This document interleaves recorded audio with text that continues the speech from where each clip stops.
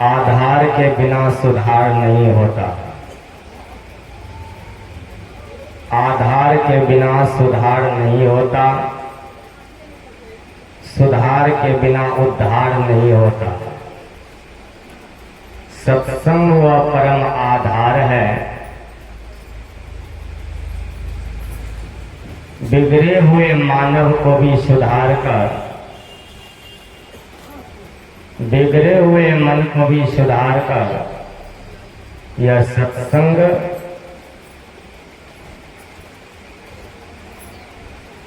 सर्वाधार परमात्मा से इस जीवात्मा को मिलाता है।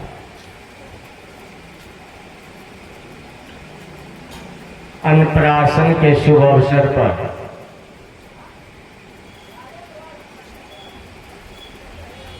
संत मत सत्संग का आयोजन रखा गया।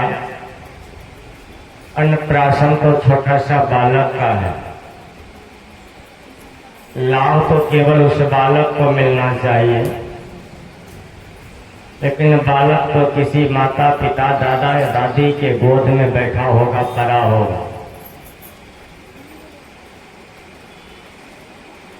और लाभ समस्त भक्तों को मिल रहा है। यह लाभ दिलाने का काम किया है छोटा सा बालक जो नीरज बाबू के घर जन्म लिया है। पूर्व जन्म का संस्कार से संस्कारित होकर वह आया है, इसीलिए उनके आने मात्र से हम सभी भक्तों को साधु संत महात्माओं का दर्शन देकर निहाल करने आए हैं। बोलिए प्रेम से सद्गुरु महाराज। क्योंकि धर्म ग्रंथों में बतलाया गया है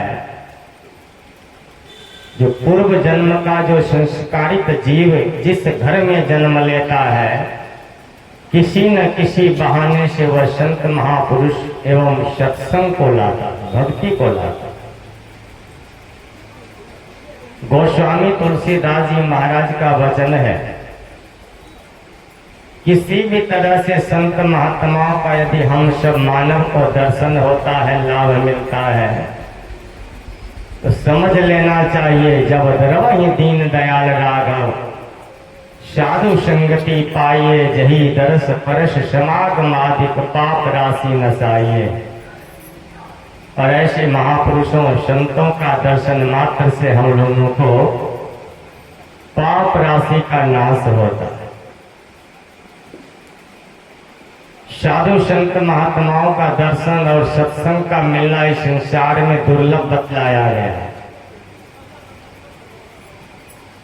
भगवान शंकर अपनी वाणी में कहते हैं, सत्संगति दुर्लभ संसारा।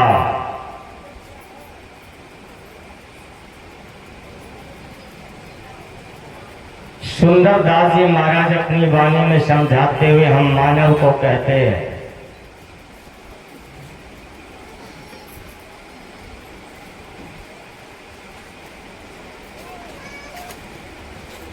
तात मिले पुनि मात मिले सिद्ध भ्रात मिले, ज्योति सुखदाई राज मिले गजबाज मिले, सब साज मिले मन वांछित पाई। लोक मिले सुरलोक मिले विधिलोक मिले, बैकुंठ ही जाई। सुंदर और मिले सब ही सुख, संत समागम दुर्लभ। साधु संत महात्माओं का समागम मिले यह दुर्लभ बतलाया गया है। और भागवत महापुराण के रचनाकार अपने शास्त्र में लिखते हैं, जन्मांतरे भवेत पुण्यम तदा सत्संग लभ्ये, कोटि जन्म समुत्थेन पुण्यम तदा साधु संत लभ्ये। हम आपका जन्म जन्म का पुण्य संचय हुआ, जो बालक जन्म लिया है उनके जन्म जन्म का पुण्य का उदय हुआ है, इसीलिए आज अन्नप्राशन के अवसर पर यह संत मत सत्संग का भव्य आयोजन हम लोगों को दर्शन हो रहा है, लाभ मिल रहा है। ऐसे सत्संग में जो आकर सुनकर समझते हैं, गोस्वामी जी महाराज कहते हैं, सुनी समझही जन मुदित मना मज्जही अति अनुराग, लही चार फल अच्छत तनु साधु समाज प्रयाग। जो साधु समाज प्रयागराज तीर्थ में आकर संतों की वाणियों को, शास्त्रों की वाणियों को आनंद मन से सुनकर समझते हैं, उन्हें अर्थ, धर्म, काम और मोक्ष की प्राप्ति होती है। इतना ही नहीं, गोस्वामी जी यहाँ तक भी कह दिए, सठ सुधरही सतसंगति पाई, पारस परसि कुधातु सुहाई। मति कीरति गति भूति भलाई, जब जही जतन जहां जही पाई, सो जानव सतसंग प्रभाव, लोकं वेद न आनो पाओ। संसार में दूसरा कोई उपाय नहीं है मानव के संस्कार को परिवर्तन करने के लिए। मानव के संस्कार में अच्छी तरह से उन्नति करने के लिए मात्र एक सत्संग ही आवश्यक है। क्योंकि देखा गया है, केशव कवि कहते हैं, दासी के नारद हिरणी से श्रृंग ऋषि, अंडा से वृंदा सुखदेव जी कहात है, गागरी से कुंभज रेणुका से परशुराम, कुलहंडू से वाल्मीकि महिमा लखात है, मत्स्य गंधा से व्यास, गणिका से वशिष्ठ मुनि, शूद्रनी से भरद्वाज ब्रह्मन पद पात है, कहे कवि केशवदास कहाँ लो करो बखान, सत्संग के प्रभाव से शिरोमणि का हाथ है।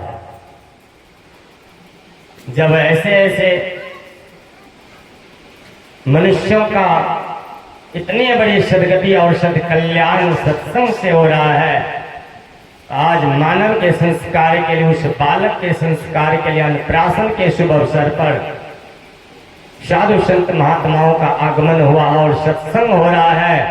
विश्वास है कि नीरज बाबू के सुपुत्र जो जन्म लिए हैं, इस सत्संग के प्रभाव से, सदगुरुदेव की कृपा से इनके संस्कार, पूर्व जन्म के कुसंस्कार मिटकर सुसंस्कार सदगुरुदेव जागृत कर देंगे।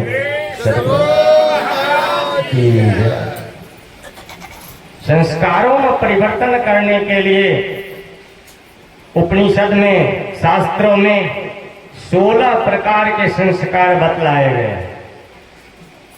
लेकिन आजकल देखा गया है जन्मोत्सव मनाने के लिए भी संसार के लोगों, जैसे तैसे लोगों को लाकर जैसे तैसे तरह से जन्म दिवस मना लेते हैं। साधु संत महात्माओं का दर्शन नहीं हो पाता उन बालक बच्चों को। अन्नप्राशन के समय भी मैं कई स्थानों पर देखा हूं, 25 प्रकार के खाने की सामग्री मंगवाते हैं बाजार से, एक दो नहीं, बिस्कुट, चॉकलेट, कहां कहां से क्या क्या लाते हैं, सब सामान लाकर उस बच्चों के सामने में रखा जाता है। शायद मैं उम्मीद करता हूं कि संसार के अनेक प्रकार के बनाए हुए जैसे तैसे अन्न को लाकर सामने में रखा जाता है, लेकिन संत को वहां, साधु को नहीं लाया जाता है, सदगुरु की आसन नहीं लगाया जाता है। उन अन्नप्राशन से उन बच्चे के अंतःकरण में, मनोवृत्ति में परिवर्तन नहीं हो, क्योंकि संत महात्माओं का कहना है, जैसा खावे अन्न वैसा होवे मन, जैसी पीवे पानी वैसी होवे वाणी। आज नीरज बाबू के सुपुत्र का अन्नप्राशन होने जो जा रहा है, इस अवसर पर साधु संत महात्माओं का आगमन और सर्वोच्च सिंहासन पर परमराज सदगुरुदेव भगवान को बिठाया गया है और इनके बीच में संतों के हाथों के द्वारा मंत्रावृत्ति करके जो आज उन बालक को खीर मुंह में दिया जाएगा, मंत्रावृत्ति करके ऐसा लगता है कि साधु संत महात्माओं को पिछले जन्म में वह बालक भोजन कराए होंगे, उनकी सेवा किया होगा, इसलिए उन बालक के सेवा में आज साधु संत महात्माओं का आगमन हुआ है। क्योंकि धर्म ग्रंथों में बताया गया है, जो जैसा कर्म करता हुआ कर्म उनका पीछा करता है। अच्छे कर्म करके वह बालक आए होंगे, इसलिए आज अन्नप्राशन के अवसर पर हमारे परमराज सद्गुरुदेव भगवान के पवित्र साधु संत शिष्य महात्मा लोग पधारे हैं और पवित्र अन्न उनके मुख में डाला जाएगा। इससे यह सिद्ध होता है, यह पवित्र अन्न उन बालक के शरीर में जैसे प्रवेश करे, उनके शरीर में रक्त मांस मज्जा मनोवृत्ति मन पवित्र हो और शुद्ध होकर वह निरोगी स्वस्थ पवित्र आयुष्मान कीर्तिवान हो। बोलिए प्रेम से सद्गुरु। क्योंकि मैंने संतों से सुना है, जो माताएं दीक्षा ले लेती है, यदि उन्हें संतान प्राप्त होता है तो गुरु का कहना, संतों का कहना है कि बच्चे को दूध पान कराते समय भी मंत्र का जप करके उन्हें दूध पान कराने से बच्चों के अंतःकरण में संस्कार में परिवर्तन हो जाता है। यदि हमारे साधु महात्मा जो अपने हाथों से पवित्र कर्म किया, धर्म का काम किया है, जैसे हमारे संजीवानंद बाबा सामने में है और यहाँ पर पवित्र, जैसे राम जन्मभूमि को आज आदित्यनाथ जोगी एवं समस्त भारतवासी के पवित्र साधु संत महात्मा मिलकर पुनः नवजीवन प्रदान कर दिए हैं अयोध्या नगरी को, जन्मभूमि को।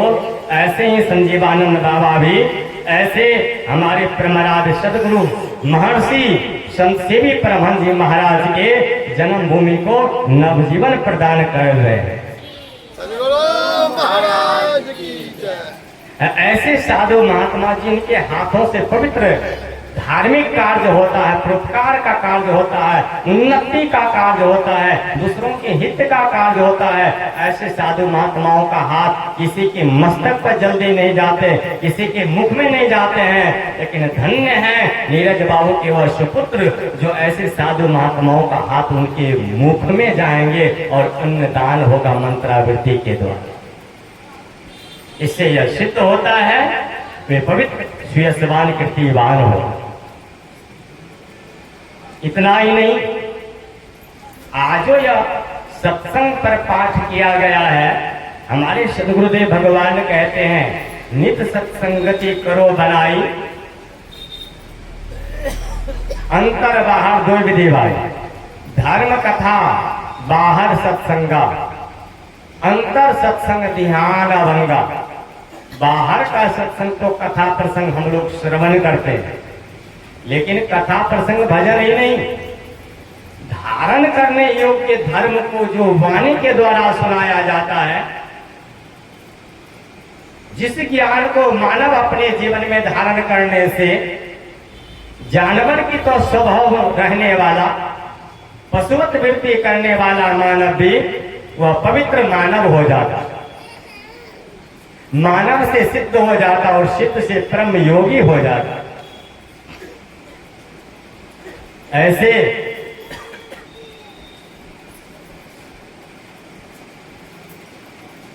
यह बाहर का सत्संग, अंदर का सत्संग ध्यान है। अंदर के सत्संग के लिए ध्यान ही उत्तम है। ध्यान में क्रिया हमारे गुरुदेव बतलाए हैं 4, मानस जप, मानस ध्यान, दृष्टि चारण और चौथी क्रिया है नादानुसंधान की क्रिया। मानस जप जो मन के द्वारा मंत्रावृत्ति किया जाता है, जो मंत्रावृत्ति मन ही मन किया जाता है, ऐसे मंत्रावृत्ति करने वाले मानव यदि पिछले जन्म में अशुभ कर्म भी करके आया है, पाप कर्म भी करके आया है, पापों का समूह घेरा हुआ है, यदि वह मंत्रावृत्ति करते हैं, मंत्र जप की क्रिया करते हैं, हमारे गुरुदेव कहते हैं सतगुरु सतगुरु नित ही पुकारत छीजत पाप समूह रे। वह पाप का समूह जो होगा वह मंत्रावृत्ति करने से धीरे धीरे धीरे धीरे वह क्षय हो जाएगा, कम हो जाएगा, घट जाएगा। और मानस पटल पर जिस सदगुरुदेव का नाम जपते हैं वह पवित्र होकर सामने नेत्रों के सामने प्रदर्शित हो जाएगा अंधकार मंडल में। तब मानस ध्यान पवित्र होने लगेंगे। इससे तो थोड़ा बहुत पवित्रता आ जाती है, किंतु अंधकार पूर्ण रूप से साफ नहीं होता। इसके लिए हमारे गुरुदेव कहते हैं बिंदु ध्यान नाद ध्यान विधि सरल सरल जग में प्रचार। मनुष्य के लिए बतलाया हमारे गुरुदेव कि बिंदु ध्यान करना अनिवार्य है। बिंदु ध्यान दृष्टि की धारों को जोड़कर गुरु के आधार से, गुरु की आज्ञा से अपने नासिका के अग्रभाग में स्थिर करना एक बिंदु का। जहां बिंदु का निर्माण होता है वहीं प्रकाश होता है, और जहां प्रकाश होता है वहीं शब्द भी होता है।